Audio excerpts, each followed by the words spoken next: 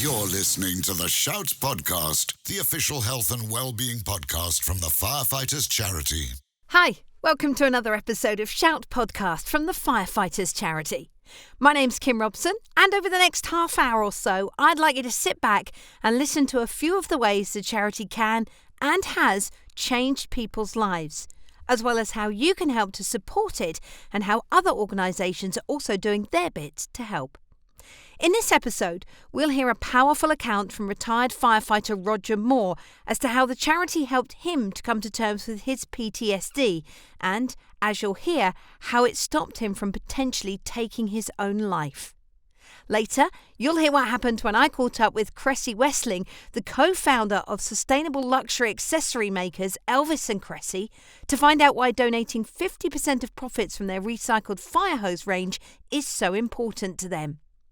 And as the charity explores more ways to offer its beneficiaries personalised support that is unique to them, Sophie Pearce spoke to Andy Jeans, Director of Delivery at Orca, a company that rates and reviews health and wellbeing apps, to find out how this special partnership can benefit everyone across the fire services community. As usual, of course, we'll also round up your fundraising highlights in our Thank You To segment. But starting things off today, here's the incredible and emotional story of Roger Moore. I've done 30 years in the fire service, started off obviously as a fireman, firefighter now, and finished as an operational station commander, serving at Radford Road Fire Station in the centre of Coventry.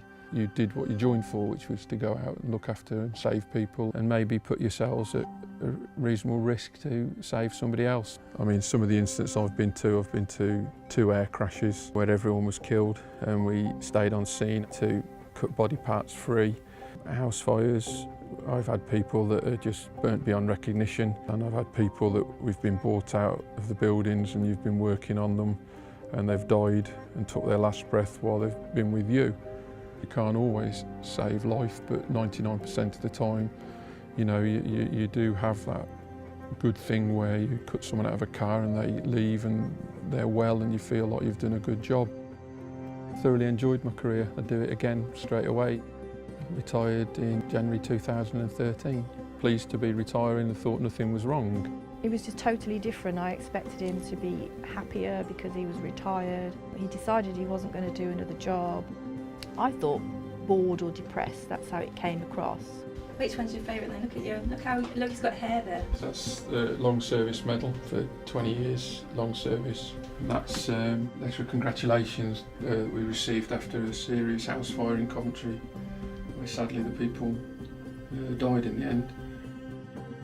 Things started to happen where certain high-pitched noises like tannoy noises, fire smoke alarms, vehicle reversing, lift doors opening, anything that's sort of a beep, beep, beep, that's an alarm base that's to get the attention of humans to keep them safe, started to have sort of really terrible effects on me. He started talking about self-harming and suicide. It's not the best. So I started to look for help, went to the doctors. They said, we think something's sort of obviously wrong. Ironically, I had started to look at PTSD kind of websites because I just felt that something wasn't right.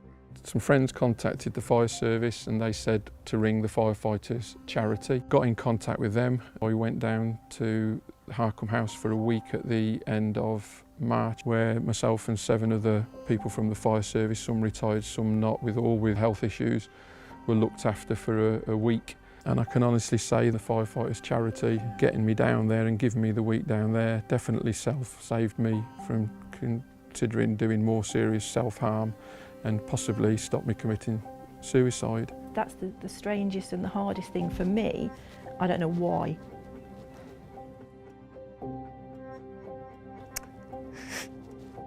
The horrible thing with this is you can't control your own head. For all of my life, I thought I was in charge of my body and my mind, but actually your mind's in charge of you. It's just upsetting to see your husband going through so much when outwardly it doesn't look any different.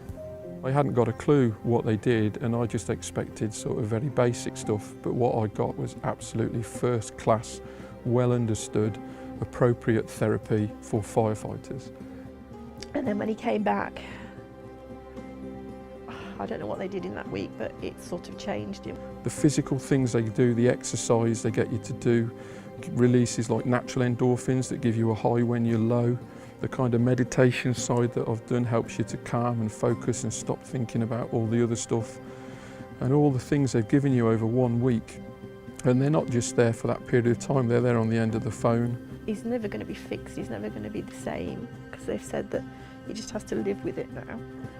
But he's just so much better, so I can't thank them enough. Don't sit in silence, don't sit alone, don't see it as a weakness. They do help and the support is immeasurable. I'm still sat here, so please benefit yourselves and your family, contact the charity and use them. You are proud of it, aren't you? Proud of what you achieved as well. Oh, yeah.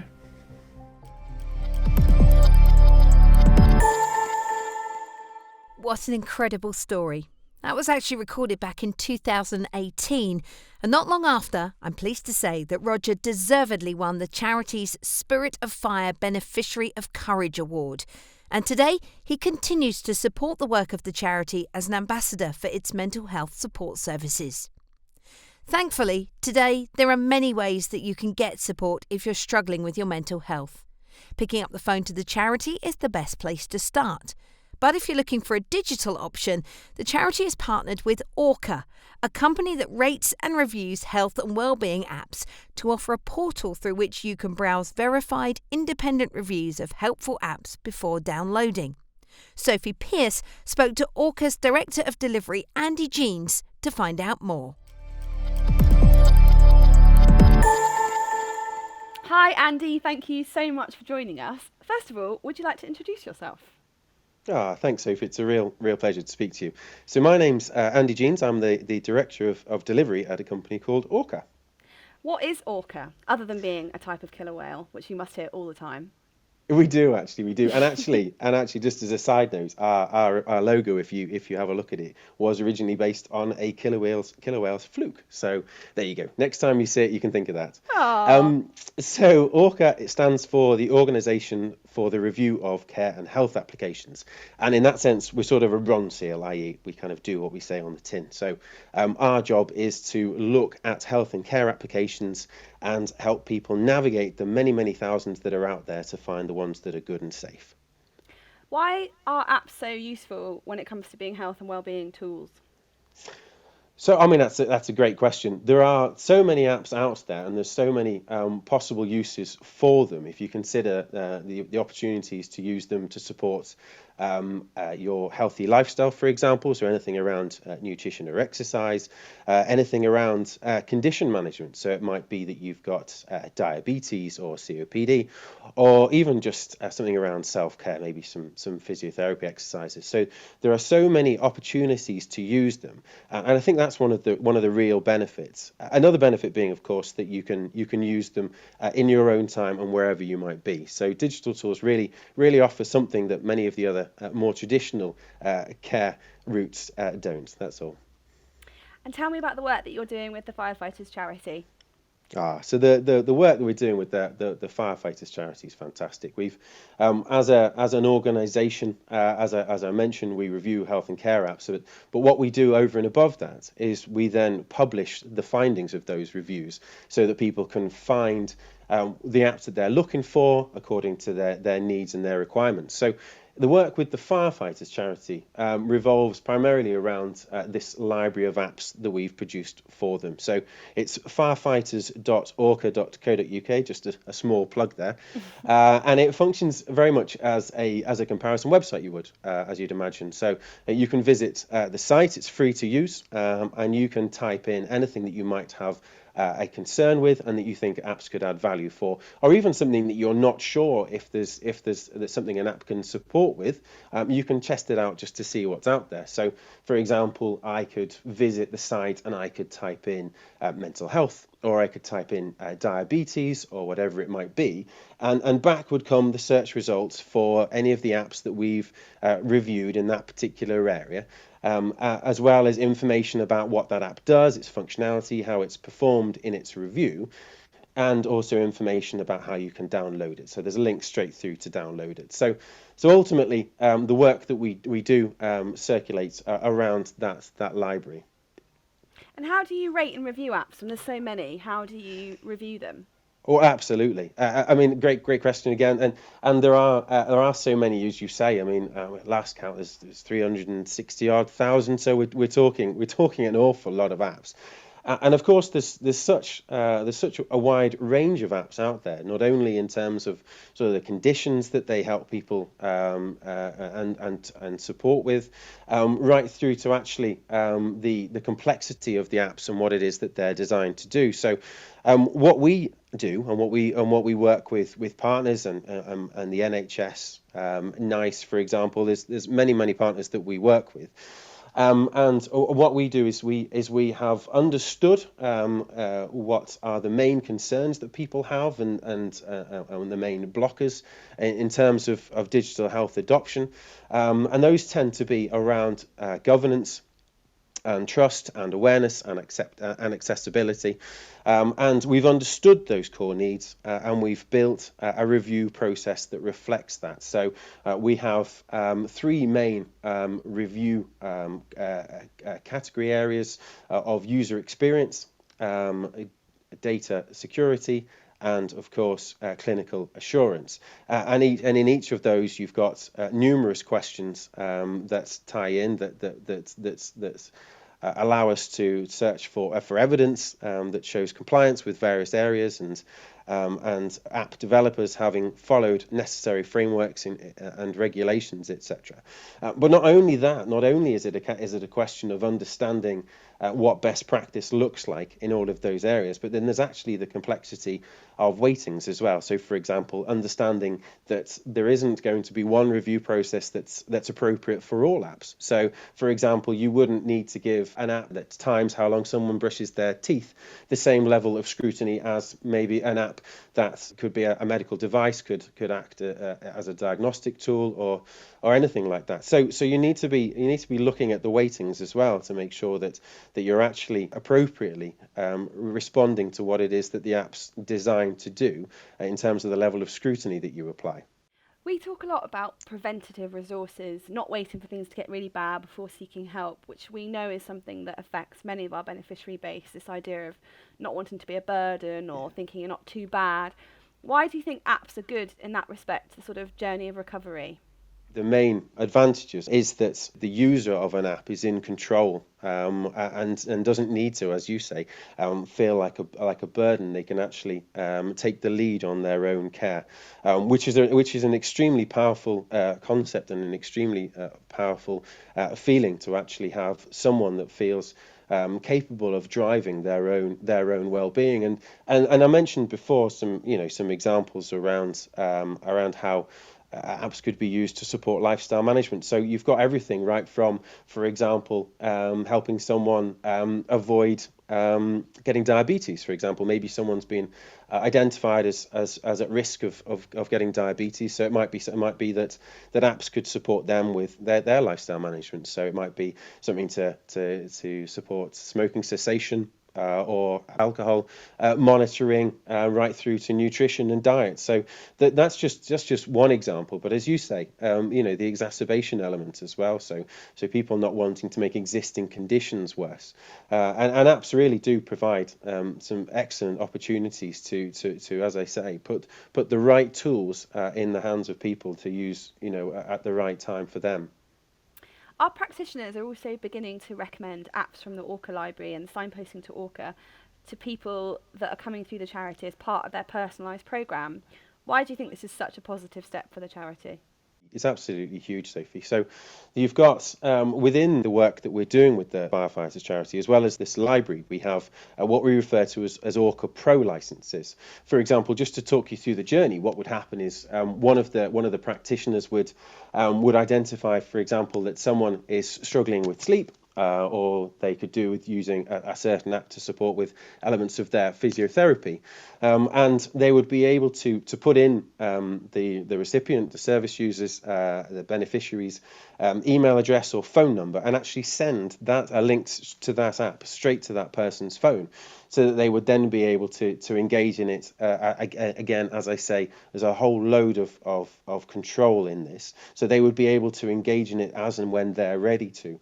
So it's a really important element, and it's a really important step forward for the charity. It's something that, I mean, we work with dozens and dozens of NHS organisations, and having the opportunity to supplement existing care with those digital health tools is, it's massively valuable, and obviously never more so than now in our current pandemic situation, where face-to-face care is no longer in many cases possible.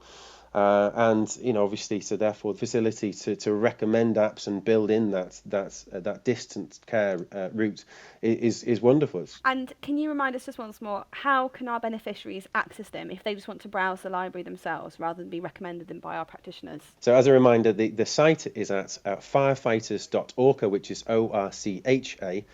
.co.uk. So it's a free to use site, firefighters.orca.co.uk.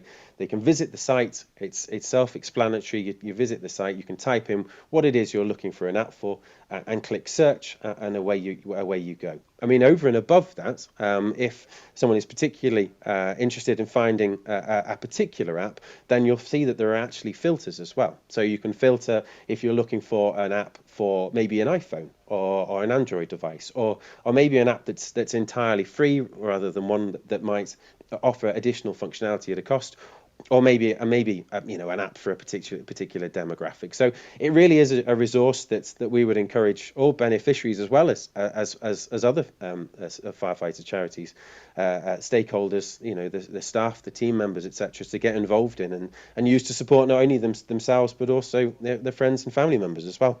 Andy, thank you so much for joining us. Thank you for explaining about Orca. And also just a reminder for our listeners that you can also find it on our How We Help pages at firefighters.charity.org.uk. But thank you so much. Fantastic. Thanks, Sophie. Like everything, fire hoses have a lifetime. But have you ever stopped to wonder what happens to the tons of fire hose once it reaches the end of its usable life? Well, it used to head straight to landfill. At least that was until luxury accessory makers Elvis and Cressy stepped in. The company has been making a range of sustainable items, including bags, wallets and belts, from recycled London Fire Brigade fire hose since 2005. Furthermore, it's been donating 50% of its profits from that range to the firefighters charity ever since. So, intrigued to find out more, I spoke to co-founder Cressy Westling earlier this week. My name is Cressy Westling. I'm the co-founder and director of Elvis and Cressy. So, Cressy, for those listening who might not have heard of Elvis and Cressy, can you tell us just a little bit more about who you are and what it is that you do? Absolutely. So Elvis and Cressy essentially does three things. We rescue materials, we transform them into beautiful things, and then we donate 50% of the profits to charity. And this all started in 2005 because I had a chance meeting with the London Fire Brigade and fell in love with their decommissioned fire hose. And on that very first day, I said, look, I'm going to rescue all of this hose. And they said, well, what are you going to do with it? And I said, I don't know, but I'm not going to let it go to landfill anymore. It's too beautiful. And I promised in that moment that we would give them half. And obviously you can't give half of your money to a public sector body. That's really complicated. But there is this wonderful organization, the Firefighters Charity, and we've had a partnership with them now since day one. You mentioned that, landfill would be where it would go. But of all the materials in the world, fire hose, did it literally just come from that chance meeting? Yes, absolutely. I had spent some time in British landfills before that. I had been to recycling centres. I'd been to waste transfer stations. And I knew that there was a huge problem here with materials that didn't deserve to die, but were going to landfill unnecessarily. And I was always looking for a way in. I was trying to find a material that I thought I could solve.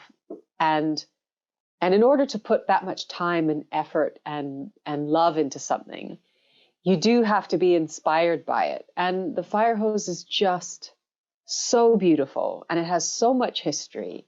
And each hose is different and has its own scars and its own story to tell. It was love at first sight. And tell me about what it is that you make. We first made belts because from a product's perspective, hose is long and straight and belts are long and straight. So that was relatively simple. But over the early years, we gradually expanded that into a range of luxury bags and wallets and also belts. So we make luggage, handbags, wallets, anything that you would use as an accessory to carry your stuff around. And it just looks so cool, doesn't it? Yeah, I think there's a couple of reasons for that. One is that we focus on really classic design, so it's designed to last beyond a single season.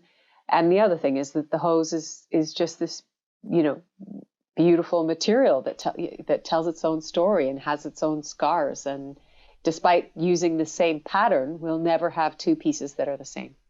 Which is really incredible, something quite special to own as well. Yeah. You mentioned earlier that you donate 50% of your profits to the charity, and that's seen you regularly hand over a cheque for around £50,000 a year, which is just an incredible gesture. Why, to you personally and to the business, do you feel it's so important to support the charity like that? So I think, you have to kind of go back to that first day. And from my perspective, I thought it was amazing. I think it's amazing the work that the fire service does. And the fact that they were willing to share this decommissioned hose with me, made me think, well, what are we going to share in return? And yes, obviously we're saving the fire service money. We're preventing them from having to waste money on a landfill fee. But I just thought it would be much more impactful if actually we recognized in a really tangible, quantitative way that they are a stakeholder in what we do, that they are part of our community. And, I have to tell you, in the first year, we came to the end of the first year, and all we had in the bank account was something like £134. And we thought, oh, this is too terrible. This is too small. So instead of dividing that by 2, we gave it all to the firefighters charity. Bless you. And then it grew from there. I remember, one of the first time I met the CEO of the firefighters charity, I think the check was for something like 3,000. And even then, when we broke that down into what that amount of money achieves in terms of therapy sessions, in terms of, keeping the access line open, it was already a profound amount. And the more we grow and the more we're able to donate, the more hose we rescue, the more we're able to donate.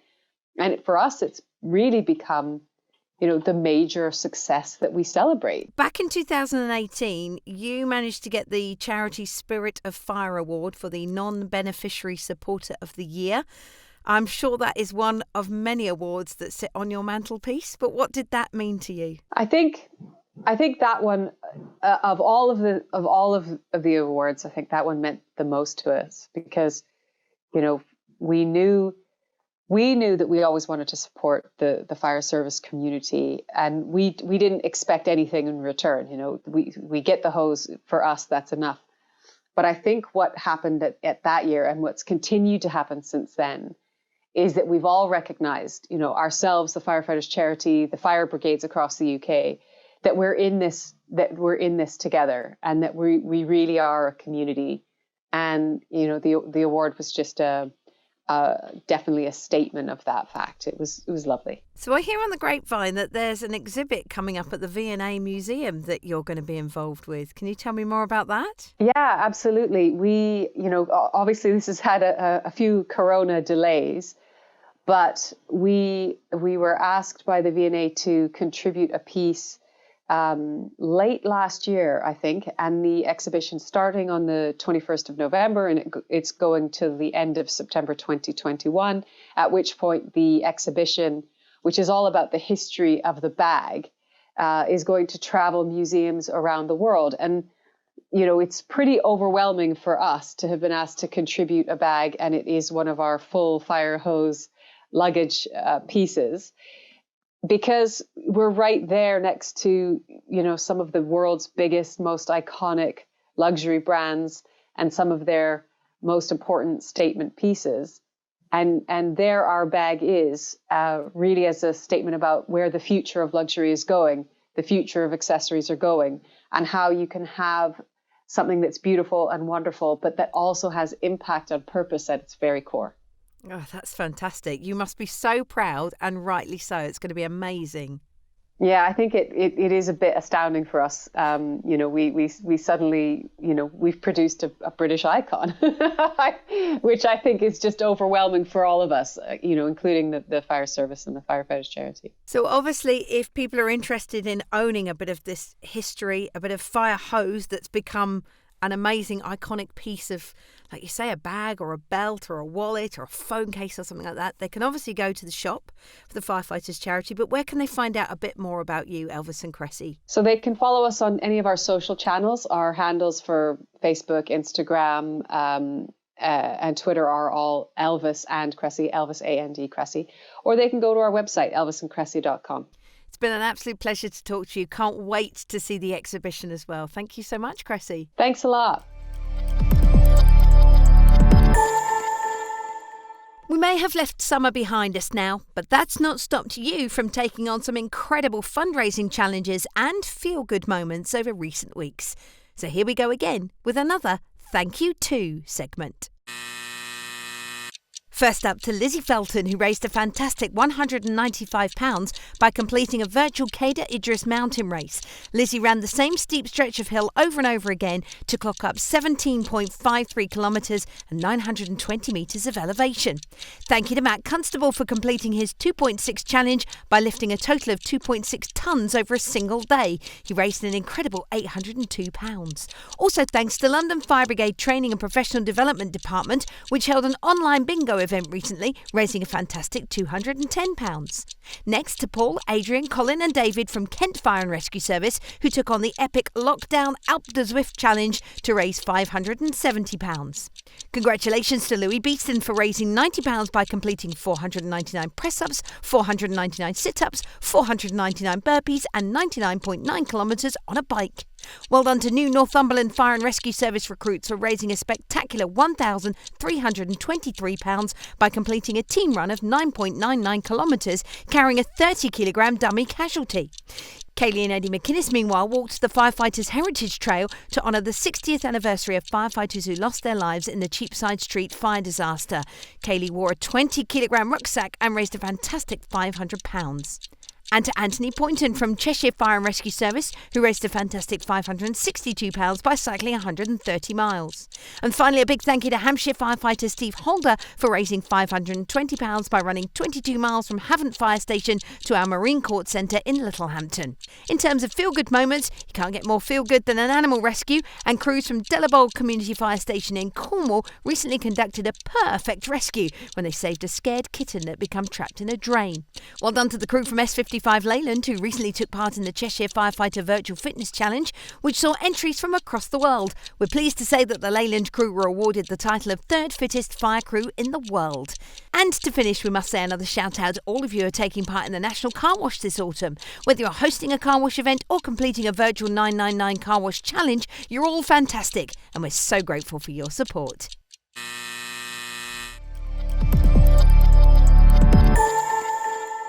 And that brings us to the end of another episode of Shout Podcast. Thanks for listening. As ever, please tell your friends and colleagues to listen, subscribe and review. All the information you need to do so is on the website and on the Firefighters Charity's social media channels. Until next time, take care and stay safe.